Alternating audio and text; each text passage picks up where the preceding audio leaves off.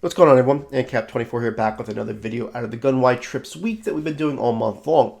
Today we're going to talk about cover 4 palms. It's a coverage that a lot of people will call against trip sets, as it does a really good job against, basically shuffling the matching to where if you don't know what you're doing against palms, it can get you in a box really easily. A lot of times when people run it against people that are in bunch, they do struggle with it. Now, what I want to do is make sure that I give you two different plays and two different types of solutions in order to go against this. So if somebody is mixing in palms, that you have something to go to so you don't feel like you're getting bagged, okay?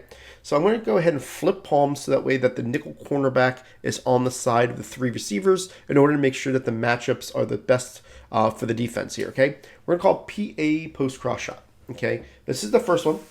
And it's real simple. All I'm going to do is block the running back. And then what I'm going to do here is I'm going to put the B on a post corner. This is something I like to have post flag elite with, because unless you're going against a universal coverage guy, you're typically 99% of the time going to go and beat this guy on the second move. And it's got a really big play potential depending on how you throw it. I want to make sure you know that the earlier you throw it, the more you time it, you can rack this ball up the field. If you're just looking to get 10 yards because it's 3rd and 10 and you just want to possession catch it, that's great. But I want to make sure that you see how well this play does. So watch what happens here. B's going to go in, out, throw this ball here. See how I'm trying to rack it, and now I'm able to get this ball and get up the field, okay? It is going to be tight corridors, so it is going to be something that you're going to have to practice. And believe me, I'm not somebody that gets this rack, the majority of the time. I would say it's a 50-50 thing for me. It's just about the timing of it. But don't worry about it. It is a big play potential. See, this time I was able to time it much, much better and be able to get up the field. Now, if you don't know it's coming and you're kind of half a second late on this throw, that's when the rack is really not going to happen as much for you. It's easy to rack when you know it's coming. But say I don't know it's coming. I'm waiting. Now I see it. Now I throw it. I'm going to possession catch that. Okay. I want to make sure that I'm not trying to rack it on the sidelines. And that's typically how I throw this play. It could go for bigger yards, don't get me wrong. The thing is that a lot of times I want the confidence of knowing my guy beats him before I throw it. And that's going to eliminate the rack ability. But I want to make sure one last time, if you time it, you know that they're in cover 4 palms, right off the break, catch this ball. And even that time when I tried to, it says pressure inaccurate. I didn't get in the spot I wanted. Okay. Now let's talk about why I like this play specifically. It's because the X does a really good job of getting over the top one-on-one with the player. This route combination is going to isolate the X for a one-play score opportunity in case you're not getting this B and you want to go for the bomb, right? So we do like something like this, say that the B is open, waiting on him. Now we're going to throw this ball over the top for this player and get that ability to catch it, okay? So you have the two-way option. I personally choose the B more often than not because it's hard for me to pass up an open guy going for the deeper guy.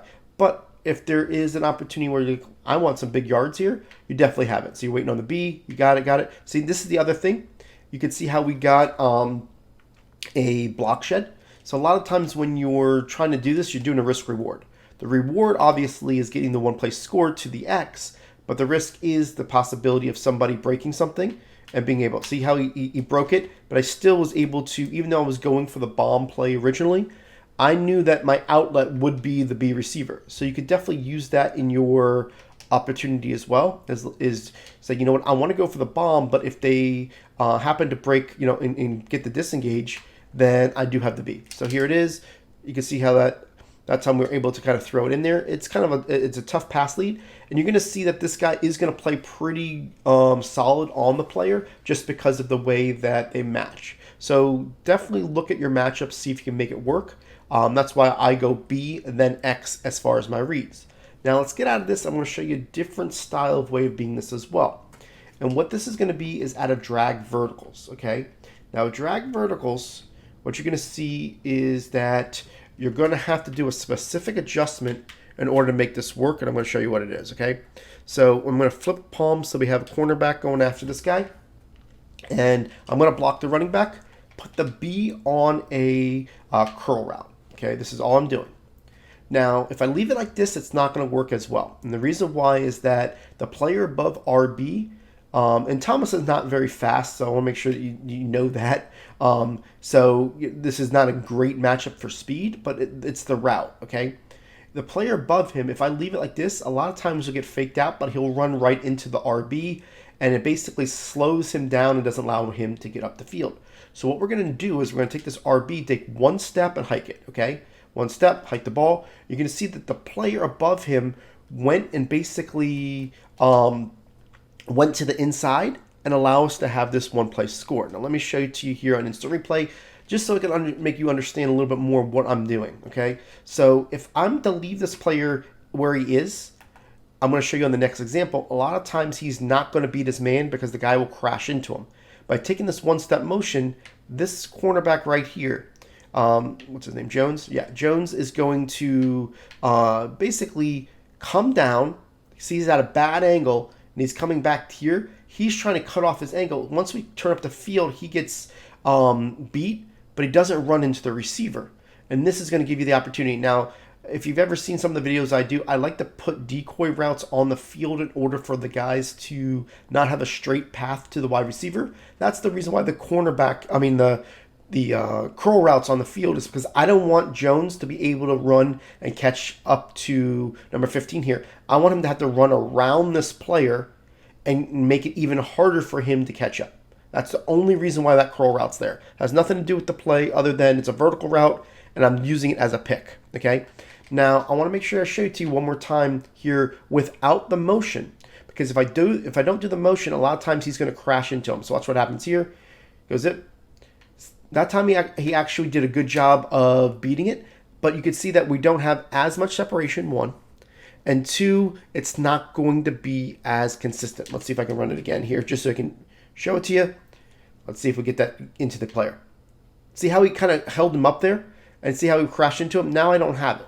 Okay, that's the difference between the one-step motion. The one-step motion really does a good job when it comes to being consistent of getting that guy to not crash into your player. One step, hike the ball. You can see the RB is going to get the field. See how he runs by him? And now we're going to go over the top. That was a bad throw. But you're going to see basically that is what you're looking for to beat cover 4 palms. So today, guys, I want to make sure I went over that coverage. If there's something that I may have missed, something that you are using this formation and you're coming to a troublesome point in your games, please leave it in the comments below. That way I can address it tomorrow on tomorrow's video. If I don't, I'll go ahead and show you a different play that I'm using. But for the most part, if you have something specific that you're saying, you know what, I need something in this department, please feel free to do so. That way we can kind of give you guys a full scheme rounded and kind of cater it to what you're needing. So I appreciate it, guys, and we'll catch you on tomorrow's video. Now, if you like this video, go ahead and hit that subscribe button and make sure you check out these videos below for the most helpful Madden tips. If you're looking to learn from the best players in the world, head over to www.playbook.gg for the most detailed game plans in Madden.